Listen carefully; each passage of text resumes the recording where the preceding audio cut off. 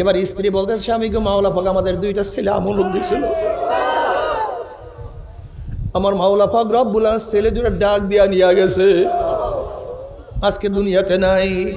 ওই যে তাদের লাশ, আমি গোসল করাইছি, আমি কাপড় পরাইছি, এখন জানাজা দিয়া তাদেরকে দাফন করিয়া দাও, এর নাম ঈমান।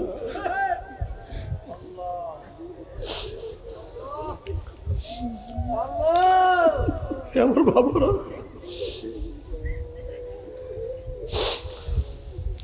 কোথা সে মুসলমান, কোথা সে মুসলমান, কোথা সে মুসলমান, কোথা সে মুসলমান। আমার যুবক বাবারা,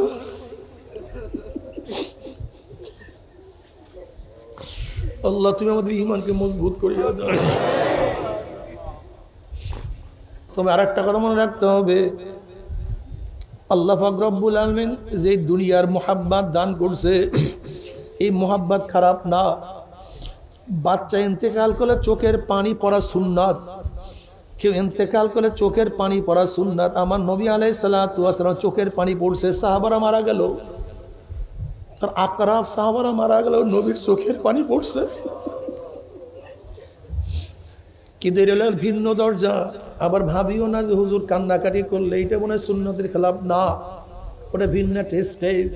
সবার হালাত এক না, সবার অবস্থা এক না। কিন্তু মনে রাখতে হবে, খবরদার অস্থির হওয়া যাবে না।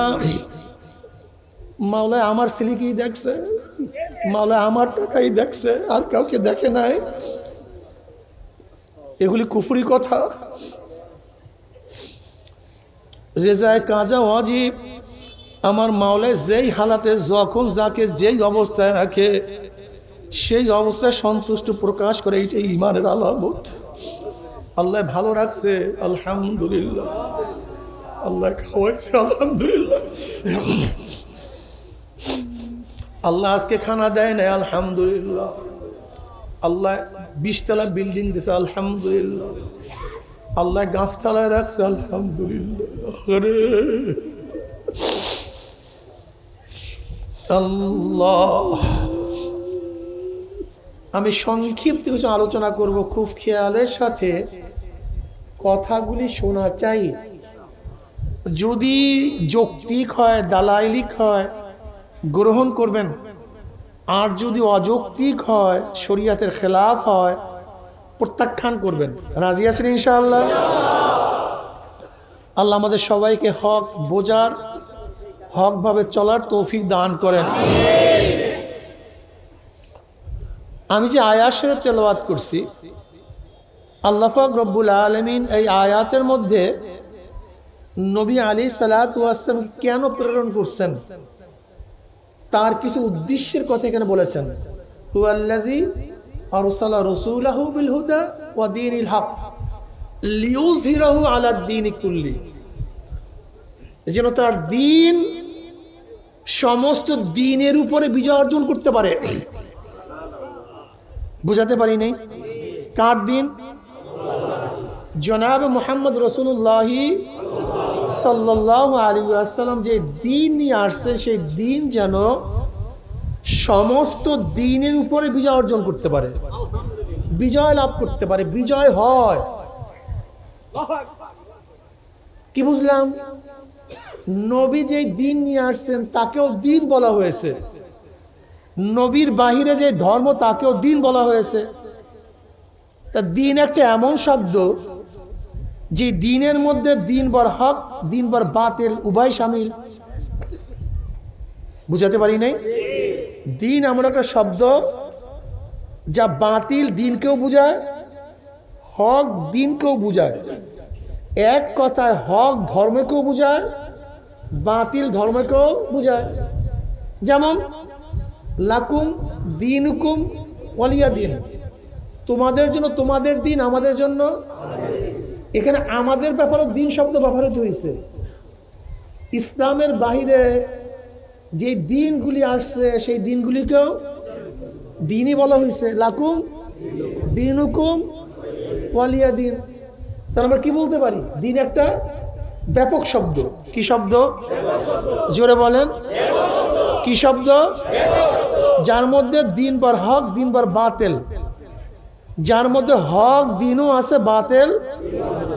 এখন সমস্ত বাতিল ধর্ম এবং দিন মতবাদের উপরে নবী আলাইহিস সালাতু ওয়াস সালামের দিন মতবাদ কি হবে? বিজয় হবে। মাশাআল্লাহ। এখন মতবাদটা কি, দিনটা কি, দিন জিনিসটা কি? দিনের ব্যাখ্যা আমরা বলি ধর্ম। আসলে দিনের ব্যাখ্যা শুধু ধর্ম দিয়ে প্রকাশ করা খুবই কঠিন। ধর্ম মানে, ধর্ম কাকে বলা হয়? কিসের থেকে ধর্মের উৎপত্তি? ধারণ থেকে ধর্ম। বলেন, ধারণ থেকে ধর্মের উৎপত্তি। অর্থাৎ যে যেই জিনিস ধারণ করে ওই অনুযায়ী তাকে ধার্মিক বলা হয়। ধারণ থেকে, এই ধারণটা কি? এটা আদর্শ, এটা মত, এটা নীতি, এটা পদ্ধতি। অর্থাৎ যে যেই নীতি ও পদ্ধতি ধারণ করে সেই অনুযায়ী তাকে সেই ধার্মিক বলা হয়। উদাহরণস্বরূপ আপনার সাথে একজন মুসলমানের সাথে যখন দেখা হয় তখন সে কোন পদ্ধতি, কোন নীতি, কোন আদর্শ গ্রহণ করে? জোরে বলেন। যখনই বলে আসসালামু আলাইকুম, অপরজন কি জবাব দিছে? আচ্ছা, একজন হিন্দুদের সাথে যখন দেখা হয় তখন কি বলে? কি বলে? আদাব, নমস্কার, নমস্তে। তাহলে দেখেন, দুইজন মানুষ যখন দেখা হয়, একজনের আদর্শ ব্যবহার করছে, নীতি ব্যবহার করছে আসসালামু আলাইকুম। একই মানুষ যখন দেখা হয় তখন আদর্শ ব্যবহার করছে আদাব, নমস্তে, নমস্কার। তাহলে যেই ব্যক্তি নমস্কার, নমস্তে, আদাব ব্যবহার করে এই নীতি যে গ্রহণ করছে, আমরা তাকে কি বলছি? হিন্দু। নাকি না? হিন্দু মানে অন্ধ, কানা, বহেরা, খাটো, বিকলাঙ্গ হিন্দু বললেন কেন? একদিন চিন্তা করেন না। সমস্যা এখানে, আমাদের মূল সমস্যা কি করতেছে আমরা নিজেই জানি না। আমাদের মূল সমস্যা এই, দুইজন ব্যক্তি হোটেলে গেছেন, একজন হিন্দু একজন মুসলমান। আমি বললাম ভাই পানি দেন, আরেকজনে বলল ভাই জল দেন। আপনি কিন্তু কাউকে চিনেন না, আপনি কাউকে চেনেন না। কিন্তু আমি যদি এখানে প্রশ্ন করি, ভাই যেই ব্যক্তি বলছে পানি দেন আর যেই ব্যক্তি বলছে জল দেন, আপনি কি বলবেন কাকে? একজন। কি বুঝলেন? চেহারার নাম হিন্দু না, মুসলমান। চেহারার নাম মুসলমান বুঝাতে পারি না, কথাটা মনে হয় পুরো বুঝাতে পারি না। বুঝাতে পারতেছি নাকি? ও মাশাআল্লাহ, তো ভালোই বুঝেন। বুঝবেন না মানে বুঝার তো চেষ্টা করতেই হবে। না বুঝলে সমস্যা, বুঝলে সমস্যা নাই। এই আমাদের সাথে যত বিরূপ দেখতেছেন, মতনৈক্য দেখতেছেন, কিন্তু সবকিছু বুঝের অভাব, অন্য কিছু অভাব না। কিন্তু সবকিছু কিসের অভাব ভাই? বুঝেন অভাব। বুঝলে সহজ, না বুঝলে কঠিন। আচ্ছা বলেন তো, মুসলমানরা বিবাহ করে, হিন্দুরা বিবাহ করে, বিবাহের পদ্ধতি এক, ঠিক আছে না ভাই? কিন্তু উভয় কিন্তু বিবাহ শব্দ কি, কিন্তু পদ্ধতি। ও মাশাআল্লাহ। তাহলে যেই ব্যক্তি হিন্দু পদ্ধতি গ্রহণ করছে, আদর্শ গ্রহণ করছে, নীতি গ্রহণ করছে, সেই অনুযায়ী আমি তাকে বললাম হিন্দু ধার্মিক। না ভুল বললাম? মাশাআল্লাহ, মাশাআল্লাহ, খুব ধন্যবাদ। যে ব্যক্তি খ্রিস্টানদের নীতি আদর্শ ধারণ করছে তাকে বললাম খ্রিস্টান অর্থাৎ খ্রিস্টানদের নীতি আদর্শ গ্রহণ করা অনুযায়ী তাকে বললাম খ্রিস্টান ধার্মিক। যাকে ইহুদি নীতি আদর্শ গ্রহণ করতে দেখছি কি বললাম? মাশাআল্লাহ। যাকে বৌদ্ধদের নীতি আদর্শ গ্রহণ করতে দেখলাম তাকে বললাম মাশাআল্লাহ। তাহলে ধর্ম একটা আদর্শের নাম, কিছু কাজের নাম, কিছু নিয়মের নাম, কিছু কানুনের নাম। এই ব্যাপারে আমরা সবাই একমত না দ্বিমত, না ভিন্নতা আছে? মাশাআল্লাহ, সবাই একমত। লিউযিরাহু আলা দ্বীনি কুল্লি, সমস্ত আদর্শের উপরে তোমাদের আদর্শ বিজয় হবে। এতদিন দেখা হইলে বলতো আদাব আদাব, নমস্কার, এখন পরিবর্তন করে কার দিন বিজয় হবে? নবী মুহাম্মাদের। এখন কি বলবা? মাশাআল্লাহ, খুব দারুণ, বুঝতে পারছেন? লিউযিরাহু আলা দ্বীনি কুল্লি, চমৎকার কথা। এতদিন প্রস্রাব পায়খানায় ঢুকছে ডাইন পাও দিয়া, এখন নবী মুহাম্মাদের আদর্শ বিজয় হবে, ঢুকবা? দেখছেন কত আমার চেয়ে ভালো লোকেরা, এটা আমার চেয়ে চমৎকার লোক, আমার চেয়ে ভালো বুঝে। এতদিন পায়খানা প্রস্রাব থেকে বের হওয়ার সময় বাম পাও দিয়ে বের হইছো, এখন বের হবা। এতদিন জুতা পরছো, আগে বাম পাও। লিউযিরাহু আলা দ্বীনি কুল্লি, প্রত্যেকটা আদর্শ নীতি আগে যা ছিল তাবাত, জনাব মুহাম্মদ রাসূলুল্লাহ সাল্লাল্লাহু আলাইহি ওয়াসাল্লাম যে নীতি আদর্শ নিয়ে আসছে, সেই নীতি আদর্শ প্রত্যেকটা নীতি আদর্শের উপর লিউযিরাহু আলা দ্বীনি কুল্লি, যেহেতু কুল শব্দ ব্যবহার করা হয়েছে, এখানে ছোট বড় কোনো আদর্শ বাদ নাই। ছোট বড় যা কিছু আছে সমস্ত নীতি আদর্শের উপরে আমার নবীর আদর্শ। একসাথে বলতে পারেন নাই কিন্তু। এতদিন চুল ছাড়ছেন হলিউড বলিউডের বড় বড় শয়তান নায়কদের অনুযায়ী, এখন চুল হবে কোন অনুযায়ী? মাশাআল্লাহ, ভালো। এতদিন দাড়ি ছাড়ছেন কাটছেন ফ্রান্স কাট অনুযায়ী, এখন দাড়ি হবে। দেখছেন মিলছে কিভাবে? দেখেন ওই যারা বলে এইটার মধ্যে নাই, ওইটার মধ্যে নাই ইসলাম, এইটার মধ্যে নাই, এইটার মধ্যে দাড়ির মধ্যে ইসলাম নাই, টুপির মধ্যে ইসলাম নাই, জামার মধ্যে ইসলাম নাই, এখন দেখেন কোন কোন জায়গায় ইসলাম আছে। এতদিন ধুতি পরছেন, এখন সুন্নাতে জামা পড়তে হবে। এতদিন উলুধ্বনি দিছেন, এখন জিকির আজকার করতে হবে। এতদিন মূর্তির সামনে মাথা নত করছেন, এখন আল্লাহর সামনে মাথাকে ঝুঁকাতে হবে। এতদিন আল্লাহর বাইরে সবাইকে বড় মনে করছেন, এখন আল্লাহু আকবারের ধ্বনি দিতে হবে। নারায়ে তাকবীর।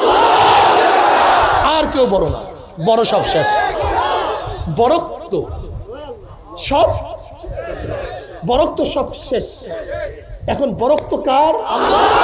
আলা কুল, আল্লাহু আকবার আলা কুল্লি শাই, আল্লাহু আকবার আলা কুল্লি শাই। আমার মাওলা সবচেয়ে সব দিক থেকে বড়। এখন ধনী হবে কি? মাউসুদুন আকবার হবে না।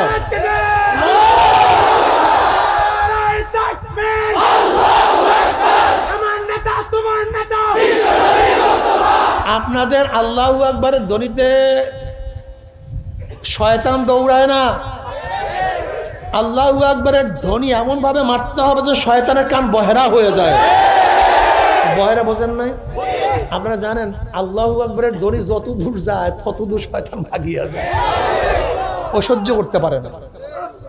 এতদিন কলবের মধ্যে স্ত্রীর বরক্ত ছিল, বাবার বরক্ত ছিল, ছেলের বরক্ত ছিল, নেতার বরক্ত ছিল, পীরের বরক্ত ছিল, টাকার বরক্ত ছিল, জমির বরক্ত ছিল, সব বাদ। এখন কলবের মধ্যে কার বরক্ত? আল্লাহু আকবার, আমার মাওলা। লিউযিরাহু আলা দ্বীনি কুল্লি। দেখেন আমরা কি বলি? লা ইলাহা বলেন, সামনে যান না, এই পর্যন্ত যান। লা ইলাহা, নাই কোন ইলাহ, কোন ইলাহ নাই। ইলাহ এমন একটা শব্দ যে শব্দের মধ্যে ইলাহ আবার হক, ইলাহ আবার বাতিল। যে ইলাহের মধ্যে হক ইলাহ আছে, জোরে বলেন। বাতিল ইলাহ কি কি জানেন? কালী, দেবী, রাধা, কৃষ্ণ, হরে, রাম, এগুলো সব বাতিল ইলাহ। বুঝাতে পারি নাই? শুধু এগুলি বাতিল ইলাহ না, আল্লাহ পাক হাওয়াই নফসকেও ইলাহ বলছেন। আর ওয়াইতান মানিত্তাখাযা ইলাহু হাওয়াহু, যারা হাওয়াই নফসকে ইলাহ মনে করে, নফস যা বলে সেইটাই করে, আল্লাহ যা বলে সেইটা ছাড়ে। তো এখানে প্রধানমন্ত্রী কাকে? নফসকে। এর জন্য আল্লাহ ইলাহ বলছে নফসকে। ইলাহ ওই জিনিস যার কথা মালিকের কথা গোলাম মানে। কি কথা ঠিক না? মালিকের কথা। ইলাহ মালিক কি মালিক না? জোরে বলেন, ইলাহ মালিক কি মালিক না? আল্লাহ পাকের এক সিফাত কি মালিক না? তিনি আমাদের কি মালিক। আর মালিকের অধীনস্থ কি হয়? তাই গোলাম কার কথা মানে? তাই ইলাহ মালিক কি মালিক না? যখন তুমি ইলার কথা না মানিয়ে নফসের কথা মানছো, তাহলে তোমার মালিক কে হয়ে যায়? এখন ইলাহ তোমার কে? তোমার নফস ইলাহ হয়ে যায়। এর জন্য আল্লাহ পাক বলছে আর আইতা মানিত্তাখাযা ইলাহু হাওয়াহু, যার হাওয়াই নফসকে ইলাহ মানে, তার মানিটা কি? আল্লাহর বাইরে কার কথা, নফসের কথা মানা। নফস যা বলবে দাড়ি কাটো, দাড়ি কাটো, হ্যাঁ, তাহলে তুমি নফসকে ইলাহ বানাইছো, আল্লাহ কি ইলাহ বানাও নেই। নফস বলছে বেপর্দা চলতে, তুমি বেপর্দা চলতে আছো। তুমি নফসকে ইলাহ বানাইছো, আল্লাহ কি ইলাহ বানাও নেই। আল্লাহ বলছে খবরদার, ইনিল হুকমে ইল্লা লিল্লাহ, ইনিল হুকমে ইল্লা লিল্লাহ। শোন, আসমান বানাইছি আমি, জমিন বানাইছি আমি, সূর্যর স্রষ্টাকে, চন্দ্র স্রষ্টাকে, বাতাসের স্রষ্টাকে, পানির স্রষ্টাকে, তোমার চোখের স্রষ্টাকে, কানের স্রষ্টাকে, সব কিছুর স্রষ্টাকে। স্রষ্টাকার, সব সৃষ্টিকার, আইন চলবে কার? আল্লাহ। ইনিল হুকমে ইল্লা লিল্লাহ। যেহেতু সব আমার, আইনও আমার, সব আইনও তা তুমি বলছো না হুজুর আল্লাহর আইন না, তা ইলা বানাইছো কাকে? তা তোমার কলেমা ঠিক নেই, তোমার কলেমা। কারণ কি? তুমি পড়তে বলছো লা ইলাহা, নফস নাই, রাধা, কথা বলেন না কেন? কৃষ্ণ, দেবী, রাম, লক্ষ্মণ, শ্রীদেবী, আমার স্ত্রী, আমার ছেলে, আমার মেয়ে, আমার নেতা, না কেউ নাই। লা ইলাহা, মানি না কার কথা, করি না কাউরে ইবাদত, চাই না কাউকে, সব বাদ। সব কি? রং লাগাবার আগে দেয়ালকে পরিষ্কার করতে হয়, দুধ ঢালার আগে পাত্রকে পবিত্র করতে হয়, কলেমা রাখার আগে, কোনো জিনিস রাখার আগে পাত্রকে পবিত্র না করলে রাখা যায় না। এর জন্য প্রথম লা ইলাহা, লা ইলাহা, কলবকে পবিত্র করে যা কিছু আছে, লা ইলাহা নাই, কিছু নাই, কিছু নাই, কিছু নাই, কিছু নাই, কিছু নাই। এতক্ষণ কি ছিল? এতক্ষণ কি ছিল? স্ত্রী ছিল। কার কথা মানতাম? যার কথা মানে তাকে কি বলা হয়? কথা বোঝেন না এতক্ষণ? যার কথা মানে তাকে কি বলা হয়? কার কথা মানতাম? স্ত্রী। আমার কলবে কে ছিল? লা নাই, স্ত্রী বাদ। মানতাম কার কথা? ছেলের কথা বাদ। মানতাম কার কথা? বাবার কথা, তা নিয়ে আবারই করো, ফালাইয়া দাও। মানতাম ব্যবসার কথা, ব্যবসা যেখানে আছে সেখানে আমি আছি, আল্লাহ যেখানে আছে সেখানে নাই। আমার দোকানকে বড় মনে করতাম, দোকান ছাড়া আমি বাঁচতে পারতাম না, বাড়ি করো দোকানকে। বুঝো, আসলে কলেমা জানি না তো, সমস্যা এই নদী কলেমা আমরাও পড়ি, আবু জাহেল পড়ে নাই কেন? ও জানে কলেমা পড়লে নিজে কিছু করার নেই, কি কিছু করার নেই, করার কোনো সুযোগই তো নেই, করার কোনো সুযোগ নেই। বুঝাতে পারি না। তুমি এক অফিসে ঢুকবা, শর্ত দিছে এইটা পারবা না, এইটা পারবা না, এইটা পারবা না, এইটা পারবা না, এইটা পারবা না, এইটা পারবা না, এইটা পারবা না, এইটা পারবা না, এইটা পারবা না, এইটা পারবা না, এইটা করতে হবে, এইটা করতে হবে, এইটা করতে হবে, এইটা করতে হবে, এইটা করতে হবে। এরপরে দস্তখত করছে। বলো তো, যেই দস্তখত করছে এর বাইরে করার কোনো সুযোগ আছে? যদি করো, লা ইলাহা ওই পর্যন্ত রাখেন, লা ইলাহা নাই, কাউর কথা মানি না, কাউকে ইলাহ মানি না, কাউকে রব মানি না, কাউকে মালিক মানি না, সুস্থ দাতা কাউকে মানি না, রেজেক দাতা কাউকে মানি না, ক্ষমতার মালিক কাউকে মানি না, আসমানের মালিক কাউকে মানি না, জমিনের মালিক কাউকে মানি না, শান্তি দেওয়ার মালিক কাউকে মানি না, অসুস্থ করার মালিক আমি কাউকে মানি না, মরার মালিক কাউকে মানি না, বাঁচাবার মালিকও কাউকে মানি না, হেদায়েতের মালিকও কাউকে মানি না, জান্নাতের দেয়ার মালিক কাউকে মানি না, জাহান্নাম থেকে বাঁচাবার মালিক কাউকে মানি না। কাকে মানি? আগে সাফ করো, লা ইলাহা, নাই নাই, কেউ নাই, কেউ নাই, কলব খালি। কলব কি করছি? পরিষ্কার, ঘষা মাজা শেষ, পাত্র পরিষ্কার। এখন কি করে, কি রাখো? জোরে বলো ইল্লাল্লাহ, একমাত্র, একমাত্র। তাহলে লা ইলাহা মাকসাদ না, আমার মূল মাকসাদ হলো ইল্লাল্লাহ।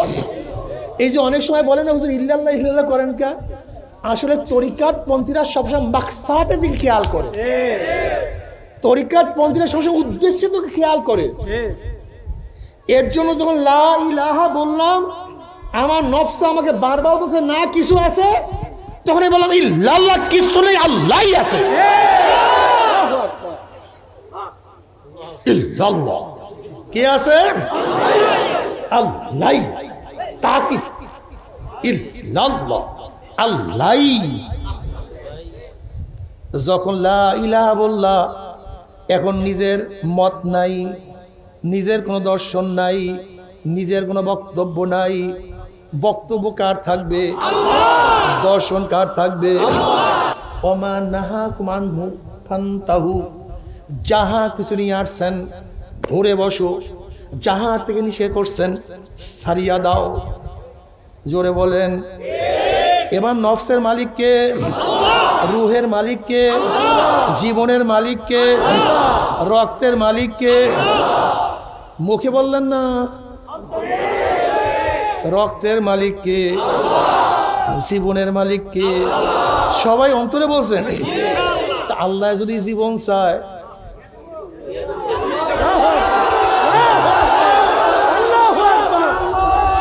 মালিক চাইছে, তোমার সমস্যা কি? মালিক যদি রক্ত চায়, মালিক যদি হায়াত চায়। এই শোনো, এক সাহাবীর দুইটা সন্তান, এক সাহাবীর দুইটা সন্তান, দুইটা সন্তান একই সাথে মারা গেছে। স্ত্রী ঘরে, স্বামী বাহিরে। স্বামী আসার আগে স্ত্রী সন্তান দুইটাকে গোসল করাইছে, কাপড় পরাইছে, পাশের রুমে রাখিয়া দিছে। স্ত্রী কোনো কান্নাকাটি নেই, একেবারে চুপচাপ। স্বামী ঢোকার পরে স্বামীকে খাওয়ান দিছে, সব কিছু দিছে, সোহবাত করছে। এরপরে স্বামীকে বলতে আছে, স্বামী গো, যদি কেউ কোনো জিনিস আমাদের আমানত রাখে, আর যে ব্যক্তি আমানত রাখছে সেই ব্যক্তি আমানত ফেরত চায়, আমাদের দিতে কোনো আপত্তি আছে? কল্লা কিসেরা, বরং আমানত ফেরত দেওয়াই তো ইমানের কাজ, মুমিনের কাজ। এবার স্ত্রী বলতেছে স্বামীকে, মাওলা পাক আমাদের দুইটা ছেলে আমানত দিয়েছিল, আমার মাওলা পাক রব্বুল আলামিন ছেলে দুটো ডাক দিয়া নিয়ে গেছে, আজকে দুনিয়াতে নাই। ওই যে তাদের লাশ, আমি গোসল করাইছি, আমি কাপড় পরাইছি, এখন জানাজা দিয়া তাদেরকে দাপন করিয়া দাও, এর নাম ঈমান।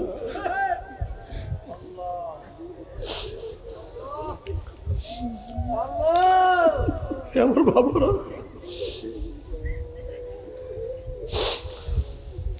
কোথা সে মুসলমান, কোথা সে মুসলমান, কোথা সে মুসলমান, কোথা সে মুসলমান। আমার যুবক বাবারা,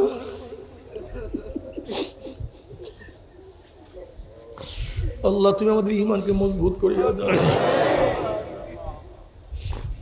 তবে আর একটা কথা মনে রাখতে হবে, আল্লাহ পাক রব্বুল আলামিন যে দুনিয়ার মোহাব্বত দান করছে, এই মোহাব্বত খারাপ না।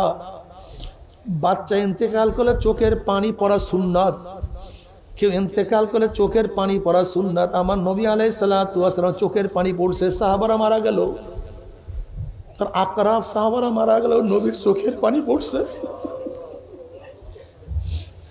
কিন্তু এটা হলো ভিন্ন দরজা। আবার ভাবিও না যে হুজুর কান্নাকাটি করলে এটা মনে হয় সুন্নতের খেলাফ, না, ওটা ভিন্ন স্টেজ।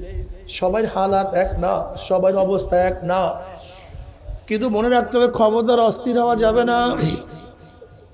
মাওলায় আমার ছেলেকেই দেখছে, মাওলায় আমার টাকাই দেখছে, আর কাউকে দেখে নাই, এগুলি কুফরি কথা। রেজায় কাজা ওয়াজিব। আমার মাওলায় যেই হালাতে যখন যাকে যেই অবস্থায় রাখে সেই অবস্থায় সন্তুষ্ট প্রকাশ করে, এইটাই ঈমানের আলামত। আল্লাহ ভালো রাখছে আলহামদুলিল্লাহ, আল্লাহ খাওয়াইছে আলহামদুলিল্লাহ, আল্লাহ আজকে খানা দেয় না আলহামদুলিল্লাহ, আল্লাহ 20 তলা বিল্ডিং দিছে আলহামদুলিল্লাহ, আল্লাহ গাছতলায় রাখছে আলহামদুলিল্লাহ।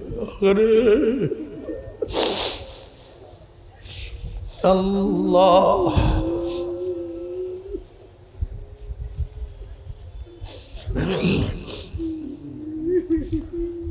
বাবার ঈমানকে ভালোভাবে মজবুত করো। নবী আলাইহিস সালাতু ওয়াস সালাম প্রত্যেকটা আদর্শকে গ্রহণ করো। এর জন্য কোনো মুমিন মুসলমান নবীর বাহিরে কোনো সংগঠন করতে পারে না, কোনো মুমিন মুসলমান ইসলামের বাহিরে কোনো দল করতে পারে না। যদি মুমিন মুসলমান ইসলামের বাইরে দল করে তাহলে তার কলেমা ঠিক থাকে না, তার দ্বীন ঠিক থাকে না, সে অন্য ধর্ম গ্রহণ করছে, অন্য মতবাদ আদর্শ গ্রহণ করছে। আর আমি এতক্ষণ বুঝাবার চেষ্টা করছি ইসলামের বাহিরে কোনো আদর্শ আমি গ্রহণ করতে পারি না।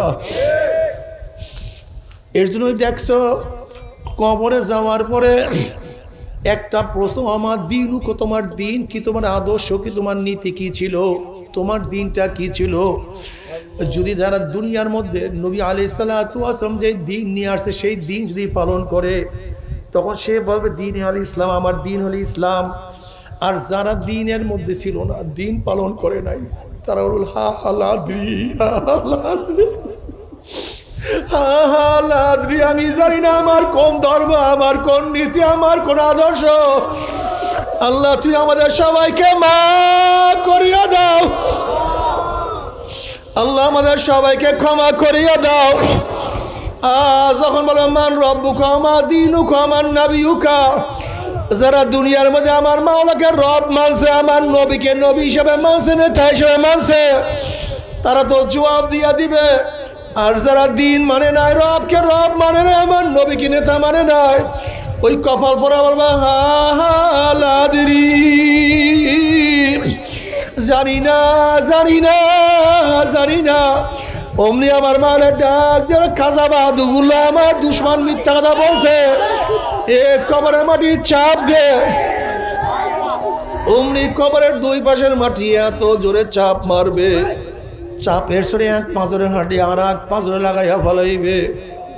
আল্লাহ তুমি আমাদের সবাইকে ক্ষমা করিয়া দাও, আল্লাহ তুমি আমাদের সবাইকে মাফ করিয়া দাও। এই ফেরেশতারা কবরের মধ্যে আগুন ধরাইয়া দে, অমনি কবরটা আগুনে ভরিয়া যাবে। হে সাপ জড়াইয়া দাও, অমনি 99টা সাপ নাফরমানকে প্যাঁচ মারবে। আল্লাহ তুই আমাদের সবাইকে ক্ষমা করিয়া দাও।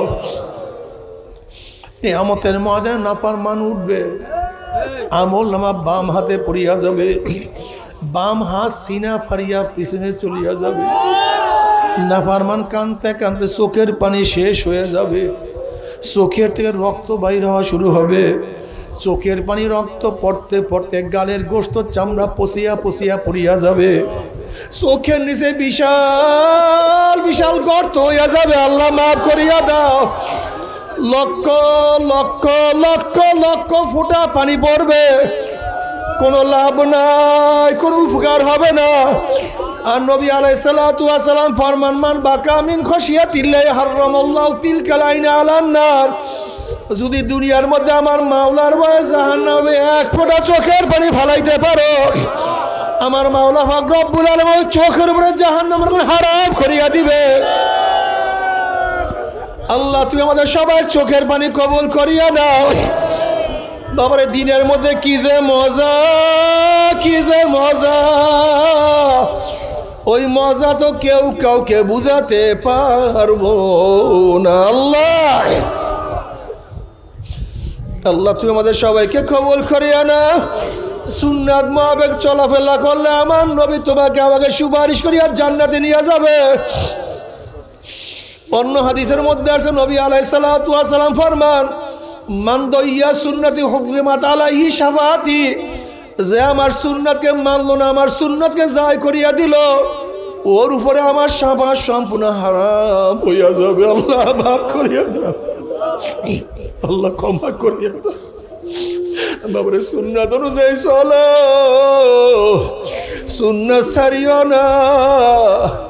সুন্নাত ছাড়লে আমার নবীর শাফাত পাবা। আল্লাহ তুমি কবুল করিয়া না।